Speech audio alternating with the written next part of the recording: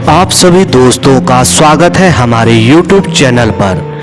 आप देख रहे हैं हमारे YouTube चैनल पे बकरे की एक आत्मकथा। तो बकरे की आत्मकथा कुछ इस प्रकार है। यहाँ पर एक बेजुबान की आत्मकथा सुनाई जा रही है। ये कह लीजिए जानवरों की पीड़ा सुनाई जा रही है। इसीलिए वीडियो को पूरा देखिएगा और पूरा सुनिएगा ज़रूर। शेयर कीजिएगा, अच्छा लगे और लाइक कीजिएगा। तो बकरे की आत्मकथा कुछ इस प्रकार है, आप लोग ध्यान से इसको सुनिएगा। मैं बकरा हूँ लेकिन फिलहाल बेजुबान नहीं हूँ, इसलिए आज मैं आपको अपनी आत्मकथा सुना रहा हूँ। मैं कहाँ पैदा हुआ मुझे ठीक याद नहीं आ रहा, लेकिन मुझे इतना याद है कि हम 5-6 भाई बहन थे। भूरे रंगों वाली मेरी माँ के सभी बच्चे भूरे नहीं थे। 2 को छोड़कर बाकी बच्चे कुछ काले और कुछ सफ़ेद रंगों में भूरे रंग को समेटे हुए थे। माँ के साथ बिताए वो पल ज़्यादा दिनों तक के लिए नहीं थे। कुछ ही दिनों में माँ के बच्चे बिकने शुरू हुए और आखिरी में अपनी माँ के साथ मैं ही अकेला बचा, जिसे मैं अपनी खुशकिस्मती समझ बैठा था। लेकिन जल्द ही मेरा यह भ्रम टूटा और एक दिन फिर से कुछ प्राणी आए, मुझे और मेरी माँ के कानों को ऐंठा, दांतों को गिना और हमारे खुरों की जांच की। मेरे मालिक और उन खरीदारों के बीच मोल भाव होने लगा। मुझे लगा बिकने की बारी अब मेरी है, लेकिन थोड़ी देर में ही मुझे पता चला कि बारी मेरी नहीं, मेरी माँ की है। मेरी माँ के गले की रस्सी अब नए हाथों में थी। वो मुझे यूं छोड़कर कभी ना जाती, लेकिन हालात से मजबूर थी। अपनी वेदनाओं को कहती भी तो किससे कहती? उसकी सुनता कौन और उसकी पीड़ा को समझता कौन? एक मैं ही था जो अपनी माँ के उस दर्द को महसूस कर सकता था। और जुदाई के उस आखिरी क्षण में मैंने महसूस किया कि माँ जब अपने बच्चे से बिछड़ती है तब उस पर क्या बीतती है। हालांकि मेरी माँ के लिए बच्चों की जुदाई के ऐसे क्षण कई बार आए, लेकिन वह आज जिस क्षण को जी रही थी वह उसके लिए कितना मुश्किल था, इसे उस समय बस मैं ही समझ सकता था। थोड़ी देर में मेरी माँ मेरी आंखों से ओझल हो गई। मैंने उस रात कुछ नहीं खाया और अगले कई दिनों तक मुझे कुछ भी अच्छा नहीं लगा। वह जगह जहाँ वह बंधी रहती थी दुनिया का सबसे निकृष्ट स्थान बन चुका था। मैं कितना भी भुलाने की कोशिश करता, लेकिन बार बार मेरी माँ का उदास चेहरा मेरी आंखों के सामने आ जाता। मैं विचलित होता, तड़पता, लेकिन मैं कर भी क्या सकता था। 1 साल के बाद इंसान नुमा एक नया प्राणी मेरे वहां आया और मोल भाव शुरू किया। मेरे कान ऐंठे गए, मेरे खुरों दांतों को चेक किया गया और फिर मेरे गले की रस्सी एक नए हाथों में थमा दी गई। मैं बहुत खुश था कि कम से कम इस नरक से आज़ादी तो मिली। नए मालिक को मन ही मन धन्यवाद करते हुए मैं उसके साथ अनजाने स्थान की ओर निकल पड़ा। नई जगह पर मैंने देखा कि मेरी तरह कई और बकरे भी गले में रंग बिरंगी रस्सियों के साथ वहां मौजूद हैं, और मेरे जैसे ये तमाम बकरे भी मेरी ही तरह अलग अलग जगहों से लाकर यहाँ इकट्ठा किए गए हैं। अब मुझे थोड़ा थोड़ा समझ में आ रहा था कि मैं एक ऐसी दुनिया में और एक ऐसी प्रजाति में पैदा हुआ हूँ जिसकी जिंदगी 2 पैरों पर चलने वाले उन प्राणियों के हाथों में है जिन्हें इंसान कहा जाता है। कुछ ही दिनों में यहाँ से भी बेचा गया, फिर से नई जगह, नए लोग। मैंने देखा कि यहाँ बकरों का वैसे ही मोल भाव हो रहा है जैसा मेरा और मेरे परिवार के साथ हुआ था।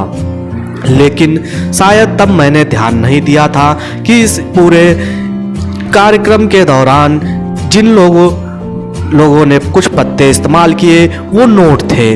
नोटों का वजन बढ़ाने को इंसानों को यह प्रजाति, लेकिन शायद तब मैंने ध्यान नहीं दिया था कि पूरे इस हस्तांतरण के खेल में कागज के कुछ पत्ते इस्तेमाल होते हैं जिन्हें ये लोग नोट कहते हैं। और मैंने यह भी देखा कि ये कागज के नोटों का वजन बढ़ाने के लिए इंसानों की यह प्रजाति किसी भी हद तक जा सकती है। कई हाथों से गुजरते हुए आखिरकार मैं इस समय एक बाजार में पहुंच गया जहां मेरे चारों ओर दो ही प्रजाति हैं, बकरा और इंसान। अरसा बीता, उम्र के इस पड़ाव तक आते आते मैंने इंसानों के कई तरह के व्यापार देख लिए। मैंने यह भी देखा कि इंसान के बनाए कई अलग अलग बाजारों में केवल बकरों की ही बोलियां नहीं लगती, कागज के कुछ टुकड़ों के बदले इंसान भी बेचे और खरीदे जाते हैं। इंसानी बच्चों का भी ठीक वैसे ही बेचा जाता है जैसे बकरी के बच्चों को। इंसानी बाजार में सब कुछ बिकाऊ है सिवा उस दर्द के जिसे मैंने अपनी माँ की आंखों में महसूस किया था। यहाँ सब कुछ बिकता है, रिश्ते, नाते, विश्वास और आस्था, सब कुछ बिकता है। मैं इस इंसानी दर्शन की गहराई को समझना चाहता था कि आखिर ये लोग किस मिट्टी के बने हैं, आखिर इन्हें कागज की उस रद्दी से इतना मोह क्यों है जिससे एक बकरी का पेट भी ना भरे। साथ ही मैं यह भी समझना चाहता था कि ये लोग हमारी इतनी फिक्र क्यों करते हैं, अपने मेहनत की कमाई हम पर क्यों खर्च करते हैं, हमें पालते हैं, पोसते हैं, हमारा ख्याल रखते हैं, फिर हमें बेच देते हैं। जो अगला इंसान हमें खरीदता है वह भी हमें पालता है, पोसता है, फिर आगे बेच देता है। क्यों, आखिर क्यों बेच देता है? मैंने पाया कि दुनिया के सभी प्राणियों में इंसान नामक यह प्रजाति ही सबसे मक्कार है, जो अपने स्वार्थों की खातिर किसी भी हद तक जा सकता है, लेकिन वह हमारी इतनी देखभाल क्यों करता है? यह बात अभी तक मैं समझ नहीं पाया था।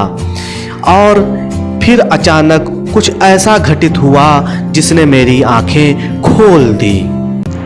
एक दिन अचानक शाम के समय कुछ नए लोगों के हाथों में एक बार फिर से मेरी डोर थी।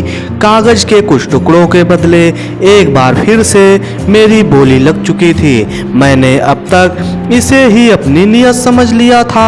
ना जाने और कितने हाथों में मेरी डोर जाएगी, ना जाने और कब तक बिकूंगा, न जाने और कितने बाजारों तक पहुंचूंगा। इसी जद्दोजहद में मैं पहुंच गया एक नए घर की दहलीज तक, जहां बहुत से लोग पहले से मेरा इंतजार कर रहे थे। मेरी आवभगत शुरू हुई। कोई मुझे सहला रहा था, कोई मेरे दांतों को गिन रहा था, कोई मेरे बालों में लगी धूल को साफ कर रहा था। कुछ बच्चे मुझसे डर रहे थे तो कुछ बच्चे मुझसे चिपट रहे थे। उनके इस अपनेपन से मुझे मेरी माँ की याद आ गई, जिसे मैं भूल गया था। मैं सोच रहा था कि इस समय वह कहाँ होगी, क्या अब भी उसे मेरी याद सताती होगी, कहीं वह मर तो नहीं गई होगी, क्योंकि लंबा वक्त गुजर चुका है और मरना तो सभी को है। कितना अच्छा होता कि हमारा पूरा परिवार साथ साथ होता। मेरे भाई बहन न जाने वे सबके सब कहाँ होंगे। आज का दिन मेरे लिए कुछ खास है, ऐसा पता नहीं क्यों सुबह से मुझे एहसास हो रहा है कि आज कुछ बड़ा होने वाला है। पिछले 2 दिनों से मुझे स्वादिष्ट पत्ते खिलाए जा रहे हैं। मेरे रहने की जगह को बार बार साफ सुथरा किया जाता रहा। कई अनजाने लोग मुझे देखने पहुंचे। सब ना जाने क्यों मुझसे इतना अपनापन जता रहे हैं कि मैं हैरान हूं। आज मुझे सुबह सुबह उठाकर नहला दिया गया। घर की औरतें मेरे जिस्म को साफ कर चुकी हैं। अब मैं देख रहा हूं मेरे चारों और लोगों की भीड़ बढ़ती जा रही है। मेरे आसपास बर्तन रखे गए हैं और साथ में कुछ हथियार भी। अब मैं इस पूरे इंसानी दर्शन को समझ चुका हूँ। मैं समझ चुका हूँ कि माजरा क्या है।